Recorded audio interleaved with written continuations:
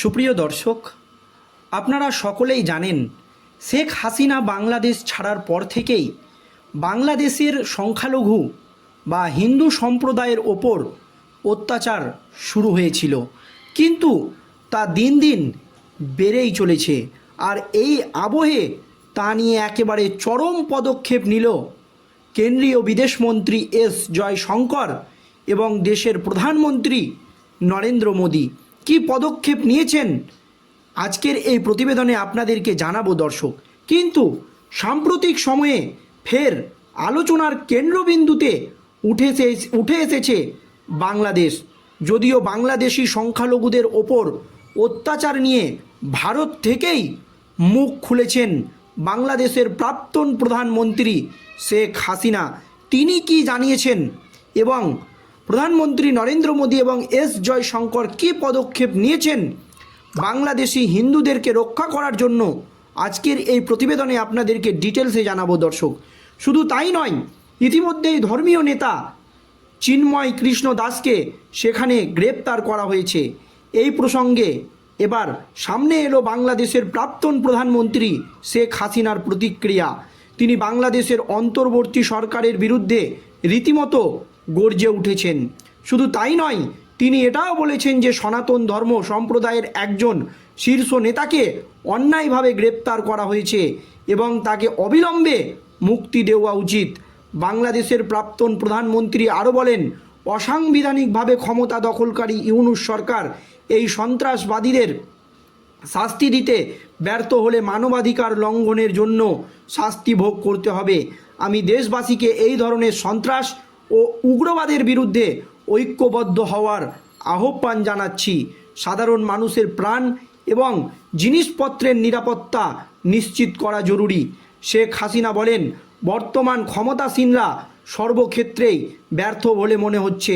নিত্য প্রয়োজনীয় দ্রব্যের দাম নিয়ন্ত্রণে ব্যর্থ, জনগণকে নিরাপত্তা দিতে ব্যর্থ, সাধারণ মানুষের ওপর প্রত্যক্ষ পরোক্ষভাবে যে চালানো এসবের অত্যাচার এর তীব্র নিন্দা জানাই। সনাতন ধর্ম সম্প্রদায়ের একজন শীর্ষ নেতৃত্বকে অন্যায়ভাবে গ্রেপ্তার করা হয়েছে, তাকে অবিলম্বে মুক্তি দিতে হবে। চট্টগ্রামের একটি মন্দিরে আগুন লাগানো হয়েছে। এর আগেও আহমদিয়া সম্প্রদায়ের মসজিদ সহ দরগা, গির্জা, মঠ ও বাড়িঘরে হামলা, ভাঙচুর, লুটপাট এবং অগ্নিসংযোগ করা হয়েছে। ধর্মীয় স্বাধীনতা এবং সকল সম্প্রদায়ের মানুষের নিরাপত্তা নিশ্চিত করতে হবে। শেখ হাসিনা বলেন, আওয়ামী লীগের অসংখ্য নেতাকর্মী, ছাত্রছাত্রী, আইন শৃঙ্খলা বাহিনীর সদস্যদের হত্যার পর বাকিদের ওপর হামলা এবং গ্রেপ্তারের মাধ্যমে হয়রানি অব্যাহত রয়েছে। আমি এই অরাজকতা কার্যকলাপের তীব্র প্রতিবাদ জানাই। যখনই শেখ হাসিনা এই প্রতিক্রিয়া দিয়েছে ভারতে বসে, তখন ভারতের বিদেশমন্ত্রী এবং এস জয়শঙ্কর এই নিয়ে একটি পদক্ষেপ নিয়েছেন। কি পদক্ষেপ?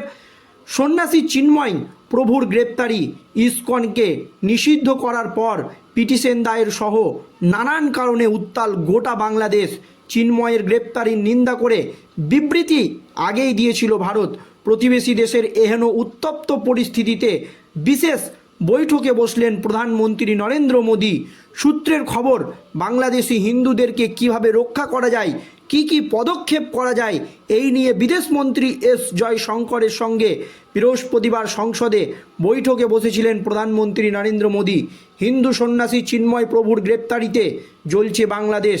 চট্টগ্রাম সহ দেশের একাধিক প্রান্তে পথে নেমেছে সেই দেশের সংখ্যালঘু হিন্দুরা।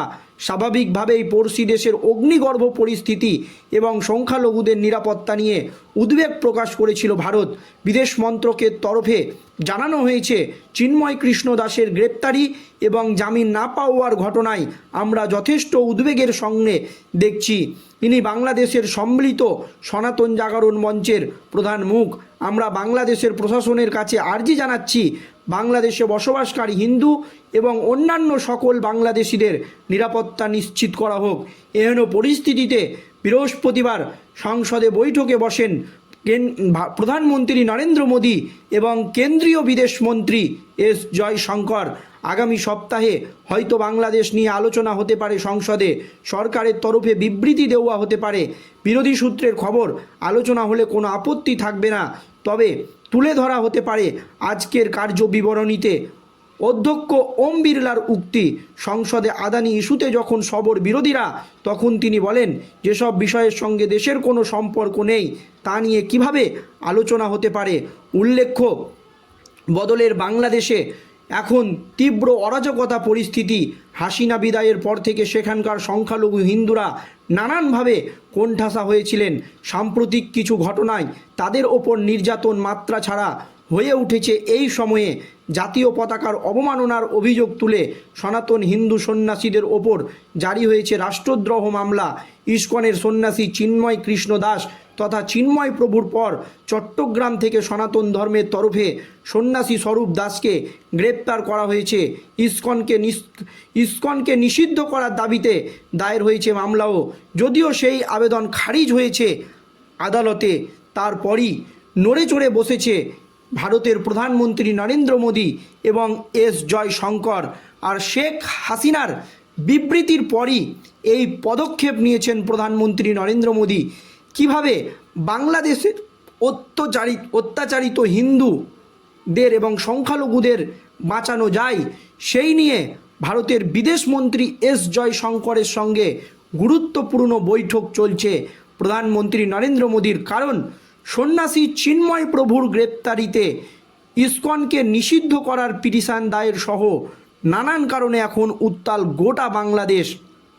চিন্ময়ের গ্রেপ্তারির নিন্দা করে বিবৃতি দিয়েছে ভারতও।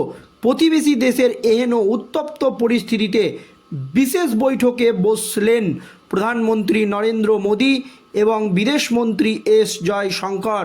সূত্রের খবর, বিদেশমন্ত্রী এস জয়শঙ্করের সঙ্গে বৃহস্পতিবার সংসদে বৈঠকে বসেন প্রধানমন্ত্রী নরেন্দ্র মোদী।